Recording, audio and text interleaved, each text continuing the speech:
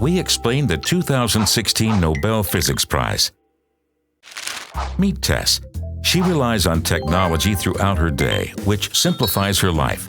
She knows that innovations in technology rely on our abilities to understand the materials that create them, and that physics is one way to uncover these insights.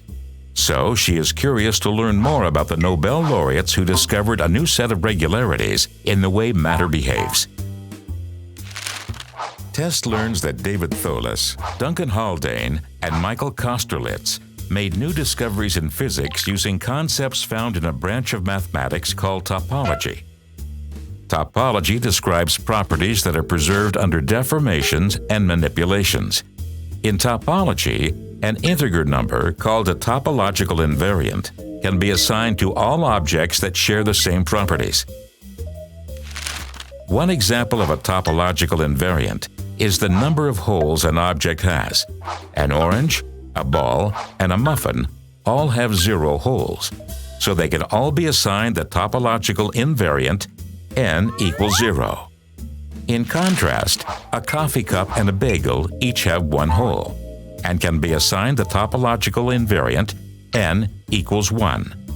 Objects can't transform from one topology class to another unless a significant force is applied to them, like cutting, gluing, or tearing them. Their topological properties are protected against small changes.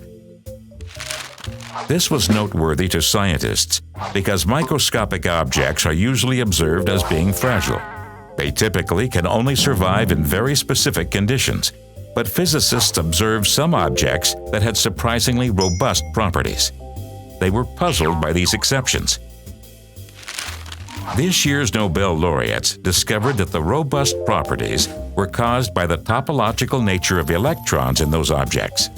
From this realization, Thouless used topology to explain the famous quantum Hall effect experiment. This experiment showed that in very thin layers and in the presence of high magnetic fields, electrons behave in such a way that the conductance through the system is robust against disorder and can only change in steps as the magnetic field is increased. Thouless was able to explain this behavior by assigning an integer n to each of the conductance steps observed. Later, Haldane predicted that a similar effect was possible without having a magnetic field. Before, scientists believed phase transitions could not occur in extremely thin layers of matter. However, Kosterlitz and Thouless found that it was possible for vortices to appear in some 2D materials. Because of their topological nature, they found that each vortex could be assigned an integer number determined by the number of times it turns. At low temperatures, the vortices are always seen in tight pairs that stay together.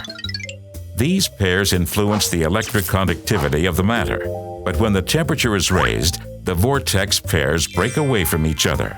This is a completely new kind of phase transition.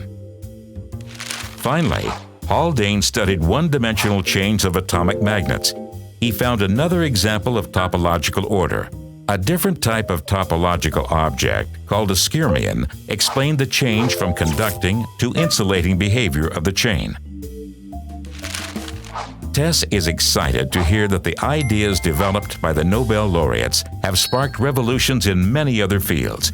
Scientists hope these discoveries can be applied to the development of new materials used for electronics.